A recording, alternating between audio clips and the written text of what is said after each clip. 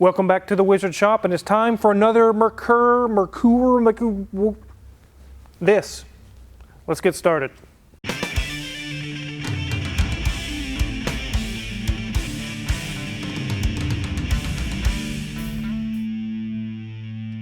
So you guys have seen a video in the past with a blue Merkur Scorpio that we did probably 3 or 4 videos on. It was very interesting. It was kind of tough to find parts for, but we got it fixed, and the customer was so happy. All the way from Detroit, he sent us another one. Also in those previous videos, I got blasted for saying Merkur wrong, but this guy owns 4 or 5 of them, and he calls them Merkurs as well. And that's what I'm going to call it, a Merkur. This one is an XR4Ti, and there are a lot of Ford parts on there. We already know this is basically European Ford. This has a long list of things we're going to do to it, just like the previous Merkur that we had in the shop. We're going to take an initial look at it, kind of do an inspection and see what we see before we dive in, and there'll be another video or 2 on this as well as we dive into the laundry list and see what other things we find. Let's go ahead and take a look around this thing. It's beautiful. Kind of a cute front end, Mrs. Wizard. It is very interesting. I like the honeycomb grill. It's kind of reminiscent of a Saturn SL2 or a, I don't know, it has that weird nose on the front. This one looks a lot more sportier and a lot better in my opinion. As we go down this side, you'll see this thing is in very, very good shape, especially for the Merkurs that are still on the road, and a lot of them are trashed. This one is very, very far away from being trashed. It's got a beautiful red color with a black cladding down the side, very sporty. And as we come around to the rear, we do see it has twin wings. Some of you guys have a big wang on your car, but you don't have 2 of them. Look at that, guys, 2 of them. XR4Ti intercooler. It is a turbo engine. We'll take a look at the engine here in a little bit. The back looks like an Escort kind of. It doesn't surprise me. Like I said, there's a lot of Ford parts on this car. Maybe a Tempo is what I'm thinking. But again, on this side, not damaged, not beat up. Very shiny paint. Very little rust, if any. We'll look underneath and see if there's any rust, but I don't think there's any. Let's go ahead and pop the hood. What's really beautiful under this hood is that it's mostly stock. You guys know I love stock things. This is a Ford 2.3 turbo, but the core of the engine, the 2.3 itself, is used all over the place. It's even used today in modern cars, Mazdas and Fords, and that 2.3, the Ecotech and things is all kind of related. This one you would find in Ford Rangers. You would find them in anything that had a 4-cylinder 2.3. They were all over the place. Mazdas, like I said. This one is turbo. It has 190 horsepower and 210 pound-feet of torque. 0 to 60 in around 6 seconds, quarter mile in around 16. It's not a super powerhouse, but it is a fun, sporty car. This one appears to be in very good condition. There is some issues in what's checked out, but it runs very well. It starts right up, and it idles perfectly. You can see it says Forge Motorsports. Probably something they did with the turbo. Forge makes a lot of turbo parts. But I don't see anything majorly wrong or anything leaking up top. In a little bit we'll look underneath. But before we do that, let's let Mrs. Wizard give you guys a tour of the interior. So here we are, ladies and gents. As always, let's start with this gauge cluster. And we do have a couple warnings there just because we're in accessory mode and obviously nothing's running. So we obviously have no oil pressure. So that would be a problem, but not in this state. You can see it does say it has 47,331 miles, and I believe that is actual. There is no rollover once or twice. This has actually 47,000 miles on it, and you can tell. But let's look up at that dash. It's in really great shape. It is, standard Ford-based plastic dash of this era, but it's in amazing shape. There's no major cracks, no foam spewing out from between the crevices, between the cracks. It's like we see in a lot of cars of this time. Has a fun little spot to put stuff in there. I guess, hey, they were thinking ahead. Where can they put their cell phones in 20 years after this car's made? Have a great Blaupunkt radio there.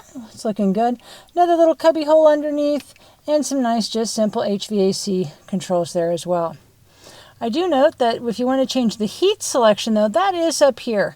That is a fun vertical design. Not seen too many of those in cars that we've reviewed on this channel. So as we slide down, you'll see that this is a manual transmission. There's a T9 underneath that floorboard there, which makes this thing even more fun to drive. As we slide over here to the seats, they are a nice soft leather. There's no rips, no tears, not even on the side that I'm sitting on. It's in great shape. Door cards are looking really good. Got more of our hard plastic along with some leather going on and a little bit of the carpet wrapped there where the map holder is. It does have original XR4Ti floor mats. As we move to that back seat, again, looking fabulous. Does have some nice more leather going on back there. Not a whole lot of legroom happening back there, but enough that you could, cram a few more people in here if needed. In that back shelf, you'll see that there is a little cubby spot back there. Not sure what they were intending to keep in there. If that was where you're going to keep your first aid supplies, your maps, who knows, but it is there and looks like it's in good shape.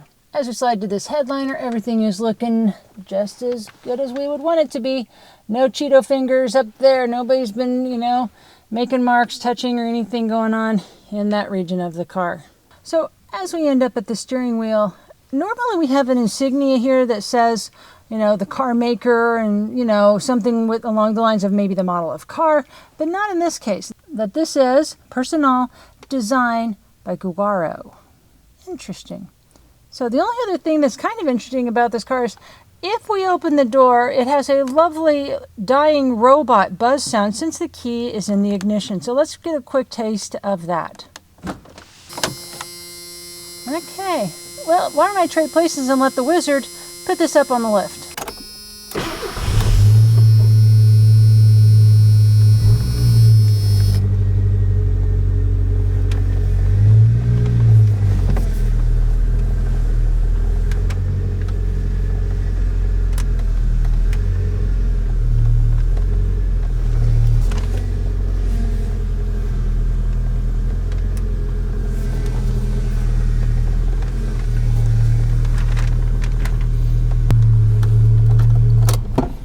So as I was pulling in, you heard the notorious Ford power steering whine. The 80s, 90s, they all did that. It's normal. No, it doesn't need a new power steering pump, or it's not low on fluid. They all did that. And this one's no exception. It's just the way it is. Before we get it on the lift, though, I'll go over the list of everything he wants done to it. And it's probably going to be very expensive, but I'm okay with that because I know he's okay with that. On the last car that he had in here, we're so happy that when he came this time, he brought us a box of chips, a bottle of pickles, some fudge from Mackinac Island, all kinds of really, really good snacks. And I was really excited to receive those. So thanks again for those snacks. Those were really, really good.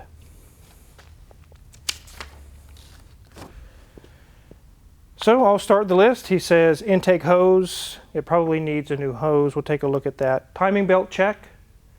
He wants it checked to see is it time for a timing belt service. The AC compressor check and levels to make sure the AC works, make sure the freon's at the right level. The belts are slipping, he says. A coolant service, a brake fluid service. The cruise control is not working, it says. Check for vacuum leaks. The blend doors are not switching in the dash. Plug wires, cap and rotor, basically a tune-up. Ignition module in the trunk. He just wants to replace it. The heated seats are not working. The shift knob is loose, and I noticed that when I was pulling it up here. Basic inspection, check the lights. He also says some smaller tires will be installed on this car, probably something he will take care of. So with all that list, I am already sure I don't need to call. He gave us the list. He wants those things done, and we're going to jump on it and get it done. There'll be another video when we find out why the heated seats don't work, why the cruise control doesn't work, things of that nature. It'll be interesting to find out. But before we dive in too deep, let's get this thing in the air, and together we can take a look at this beautiful car. Is it as nice underneath as it is on top?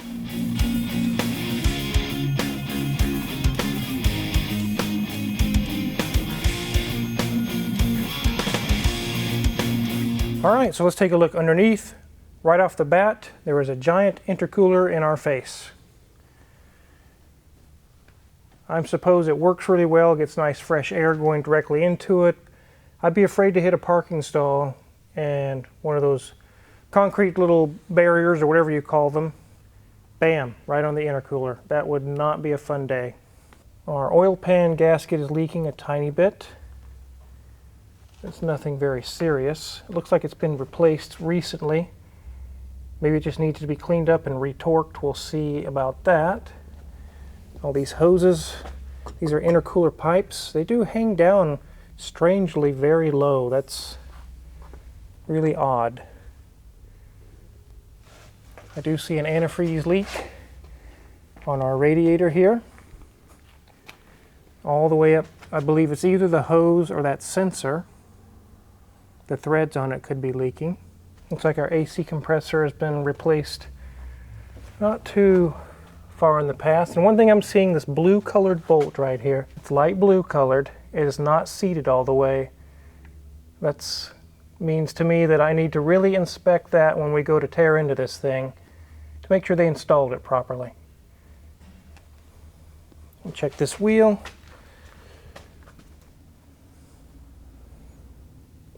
The brakes are nice and thick. No leaks on the struts.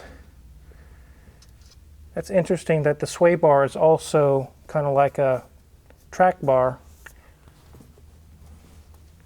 Keeps everything stabilized. Nothing loose there. Rack boots are dry. Brakes are good over here. Strut is nice and dry. Nothing loose there. Here's a royal purple oil filter. I like purple, Mrs. Wizard. It is a pretty color. My Harley's purple. That it is. Nothing seriously leaking back here. No serious issues going on. Here's our transmission, the T9. You guys have heard of a T5 transmission. This one is a T9. And there's some slight seepage, but nothing very serious. It's not coming from the rear output seal here. I do see right here, it's like a freeze plug that there's a freeze plug that somebody has tried to silicone it in or something. We'll look at that and see if we can seal that up for him better. I've seen this mount before, this type of a transmission mount. It was on Tyler's Aston Martin. I think it was a 97, 98, 96, somewhere around in there. That's old school stuff there. That's interesting, it has a tray around the transmission. I've never seen that before. There's a girthy flex disc. That one looks like it could take your fingers off, Mrs. Wizard. That is crazy. There's no cracks in it though. Nope, it's in good shape.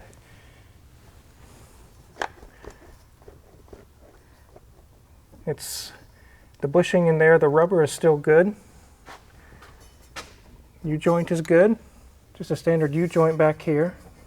And it's good. That's a dinky little drive shaft.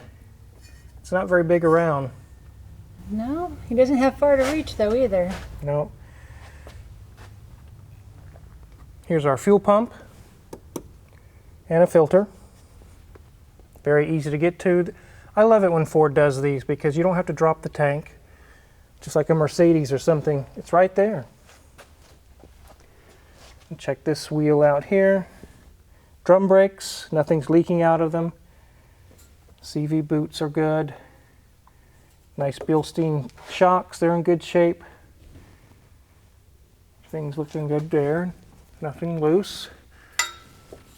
Sway bar link is good. CV boot, it looks aged, but it's not broken. Same thing here. The shock is nice and dry. The drum is nice and dry. Nothing's loose there. Sway bar link is good there. Here's a Ford differential. Here's our fuel tank with a nice plastic cover over it. And it has dual exhaust, but you guys know it's a 4-cylinder, so there's 1 in, 2 out. But it does give it a nice sporty look. Let's check out these tires. The tires look okay. I don't really see a date code. But that's okay because, like the customer said, they're coming off and some different tires are going on anyways, so it really doesn't even matter. Everything looks pretty clean under there, Mrs. Wizard. It looks really, really good. It's amazing. It matches what's going on up top, so let's get it back on the ground.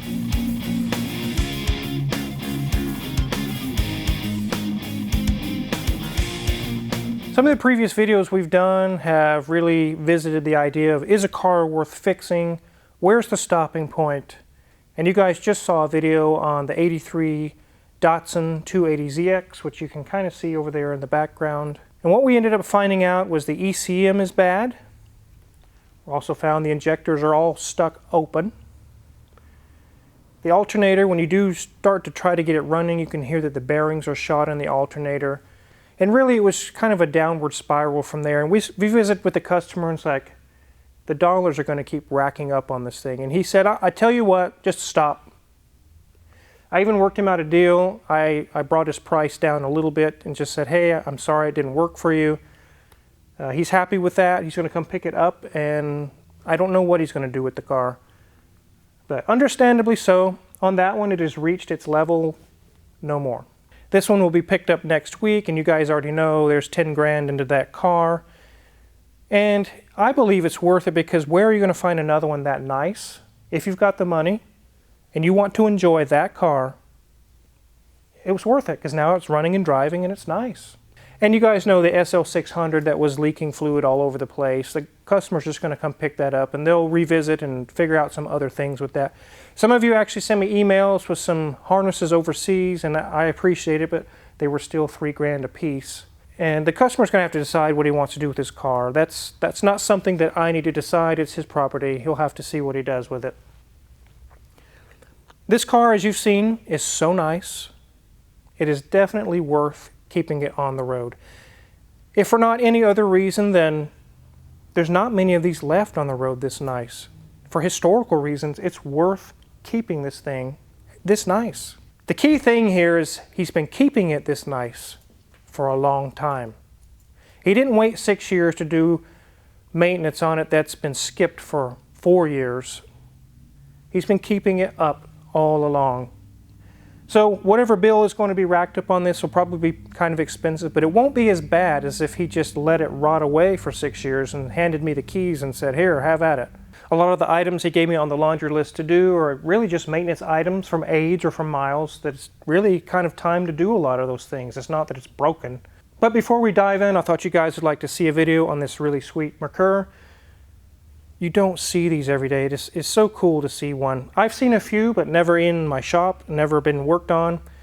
I'm really thankful to the customer to let us have at it. If you're curious what kind of tools we're going to use to work on this Merkur, check my Amazon affiliates link in the description below. And yes, I'm going to keep calling it a Merkur. And we get a small cut and we really appreciate it. And make sure to hit the subscribe button because every time I get one of these videos done, there's 2 or 3 more cars showing up. It just keeps going. Thanks for watching.